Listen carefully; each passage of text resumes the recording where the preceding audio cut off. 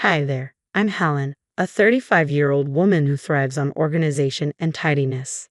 I work as an auditor for a prominent firm, and my meticulous habits, especially when it comes to keeping receipts and handling taxes, often become the subject of friendly teasing among my friends. However, I firmly believe these little routines are what keep my life running smoothly.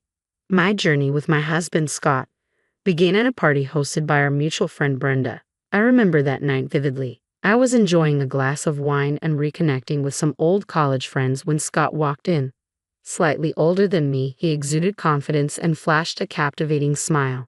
As a manager at a food sales company, he approached me with an easy charm. "Hey, I'm Scott. Mind if I join you?" he asked, clutching a beer and meeting my gaze directly. "Sure, I'm Helen. Nice to meet you," I replied, mirroring his smile. Our conversation flowed effortlessly as we discovered our shared love for hiking and classic rock. A few months later, Scott invited me to a barbecue at his sister Margaret's house, marking my first encounter with his family. I felt a mix of excitement and nerves, but Margaret welcomed us warmly. Her 4 children were a whirlwind of energy, scattering toys and racing around. Despite my discomfort with the chaos, I introduced myself. "Nice to meet you all," I said as their antics escalated throughout the evening. As Scott and I grew closer, our discussions about the future deepened. He proposed during a scenic hike, the valley sprawling below us. It was a simple yet heartfelt moment, exactly my style. Our wedding was beautiful, though it was slightly disrupted by Margaret's kids, who reveled in their chaos. While Scott laughed it off, I struggled to contain my irritation, choosing to focus on the joy of our special day. After marriage, we decided it was time to buy our own home, transitioning from our rented apartment.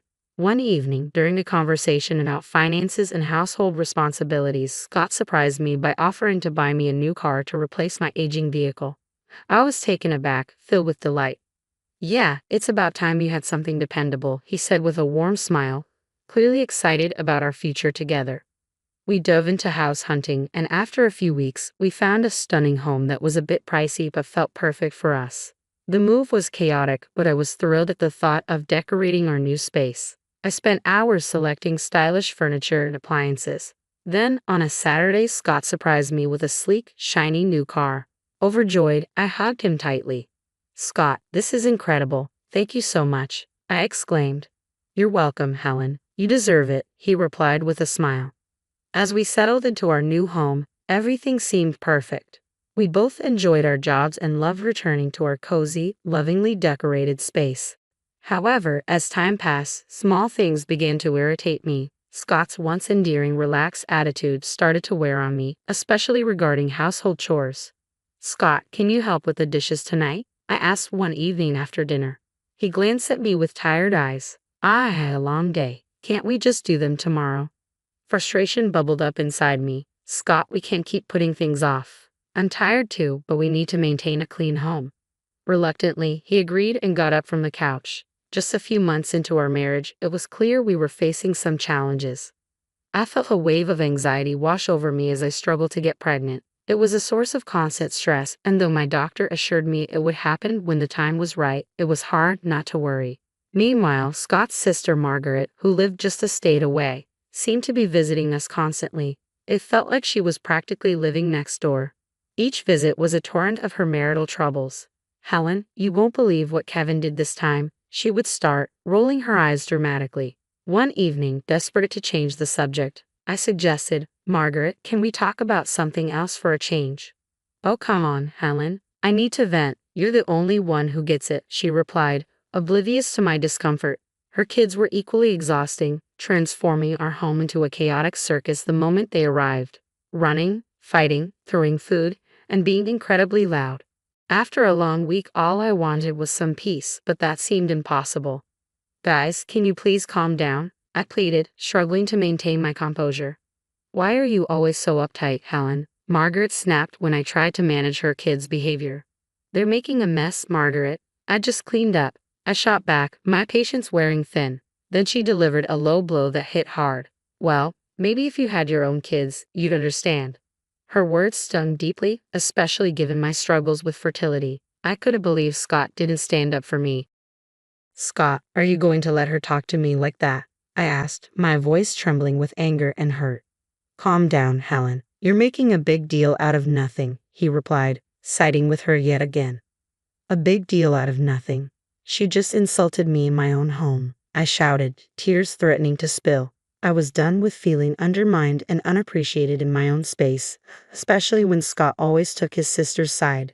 This constant disrespect was wearing me down, and I knew something had to change. One Saturday, Margaret showed up unannounced with her 4 kids in tow. Helen, I need a break from parenting. I'm going shopping, she declared, dropping her kids off without waiting for a response. The irony of her using the word parenting made me chuckle despite my frustration. Fine, but make it quick, I replied, the stress already mounting. Thanks, Helen. You're a lifesaver, she chirped, grabbing her purse and rushing out before I could protest. There I was in the kitchen trying to cook dinner. For me, cooking was a meticulous process and I liked everything to be just right. But with the kids causing chaos, focusing was nearly impossible. They ran around, yelling and making a mess. Guys, can you keep it down? I shouted from the kitchen, hoping for a moment of peace. Of course, they paid no attention. Suddenly, a loud crash echoed through the house, and my heart sank. I dashed into the living room, only to find my worst fear realized.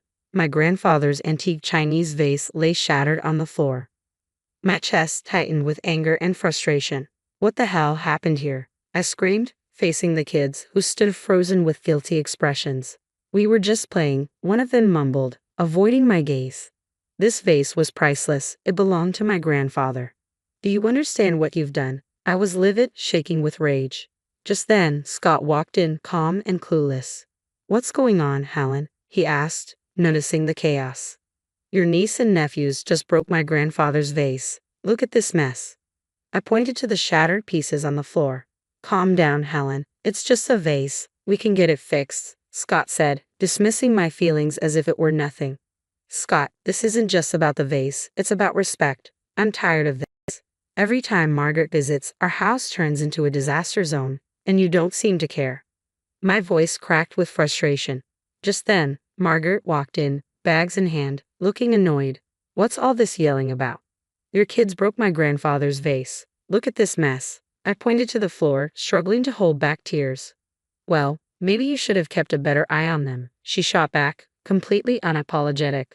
Are you kidding me? They're your kids, Margaret. I shouldn't have to watch them. My hands trembled with anger. Scott shook his head, looking annoyed. You're overreacting, Helen. Just drop it. Overreacting?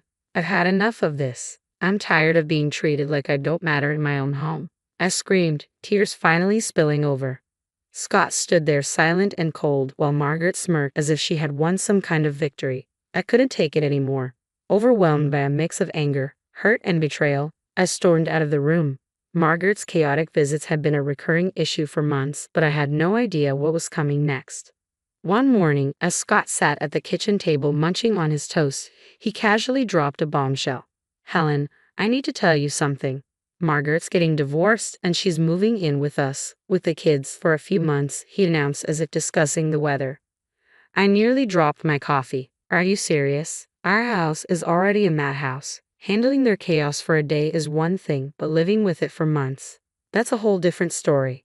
I felt overwhelmed as I pointed out the situation. Scott looked at me earnestly. She's my sister, Helen. She needs our help. You need to be more understanding. Understanding? Scott, I've been extremely patient, but this is just too much. Why can't we rent a place for her nearby? I'll even pay for the first month's rent, I suggested, trying to keep my composure. No, she'll be better off here. Plus, you can help with the kids and keep things clean, he replied, as if the arrangement was obvious.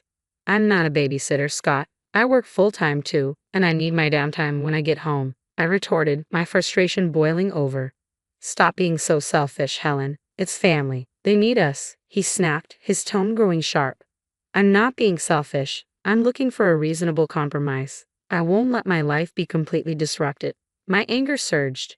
Well, they're coming tomorrow evening, so you better get used to the idea, Scott said abruptly before standing up and leaving the kitchen. I was stunned, feeling blindsided and betrayed. The next morning, still reeling from our argument, I dressed for work and went to grab my car keys. But they were missing. When I called Scott, his tone was disturbingly calm. I took the car, it's mine, remember? I'm giving it to Margaret so she can use it for the kids, he informed me nonchalantly. You're giving my car to Margaret? Are you serious right now? I managed to say, shock coursing through me.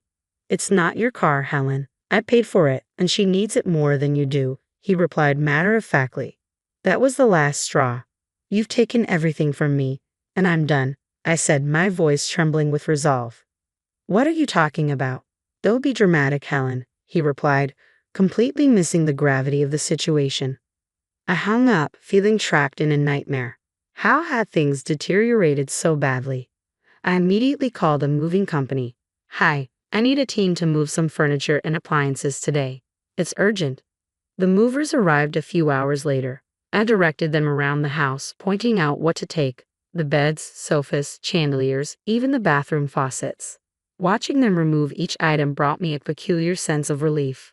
Everything goes to my mom's house. Thanks for the quick work, guys, I said, handing over a tip. With the house now empty, I gathered my essentials and drove to my mom's place. Later that day, my phone buzzed relentlessly with calls from Scott, which I ignored, feeling a mix of anxiety and empowerment. That evening, a loud knock rattled the door. I opened the door to find Scott furious. What the hell, Helen? What did you do? He shouted, storming into the living room. I took my stuff, Scott. You took the car, so I took what I bought, I replied calmly. This is insane. You stripped the house bare. Where are Margaret and the kids supposed to sleep? He yelled, his face flushed with anger. That's your problem, Scott. You made this mess. Now you deal with it, I said, folding my arms defiantly. You're a thief, Helen. You stole everything, he accused, waving his arms frantically. I didn't steal anything. Here are the receipts, I responded, pulling out a folder and showing him proof of purchase for all the furniture and appliances. He flipped through the receipts, his anger shifting to frustration. Fine, Helen. If this is how you want to play it, I'll file for divorce, Scott said bitterly.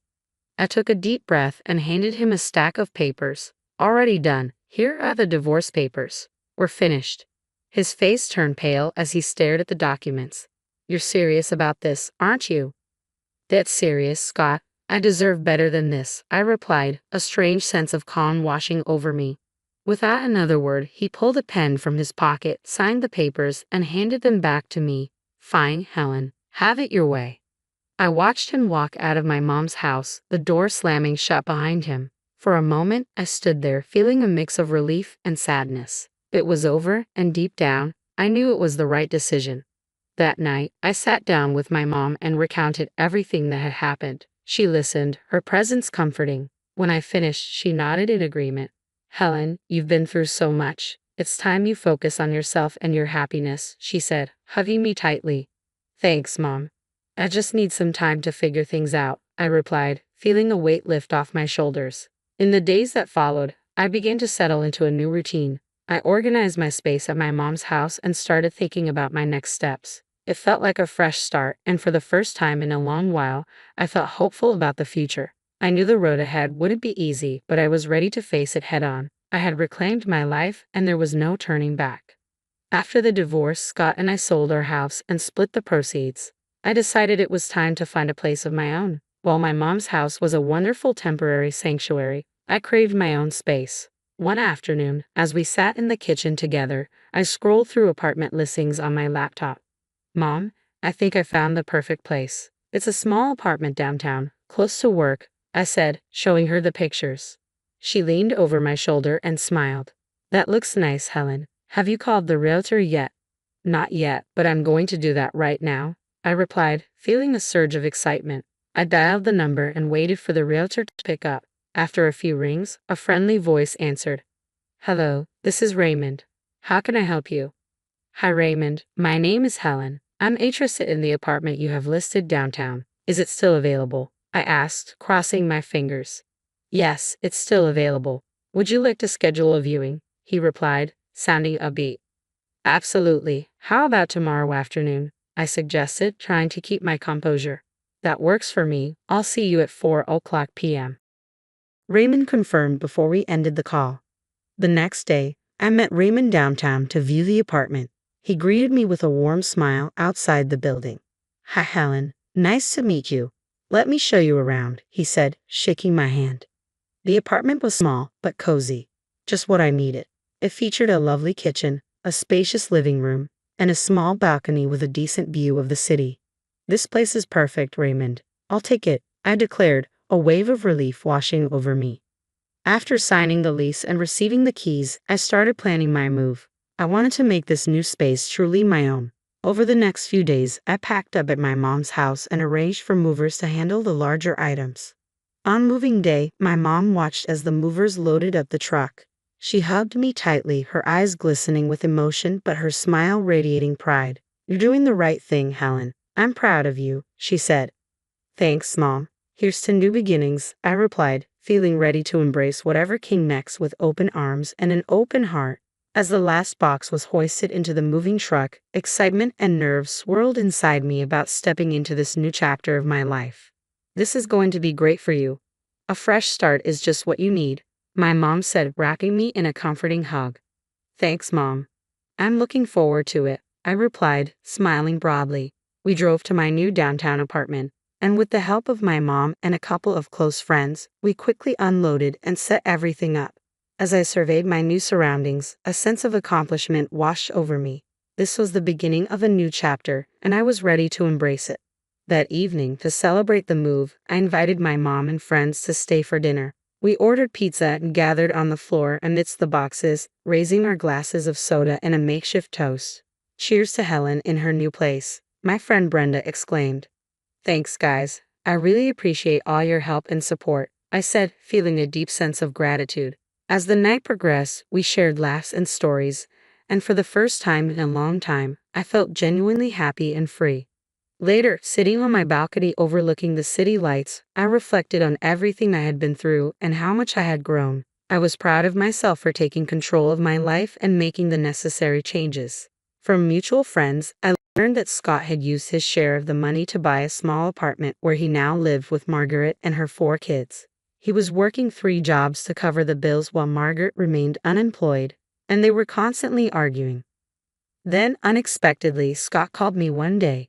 Seeing his name flash on my phone screen was a surprise, but curiosity got the better of me. "Hello, Scott. What's up?" I responded, keeping my tone neutral.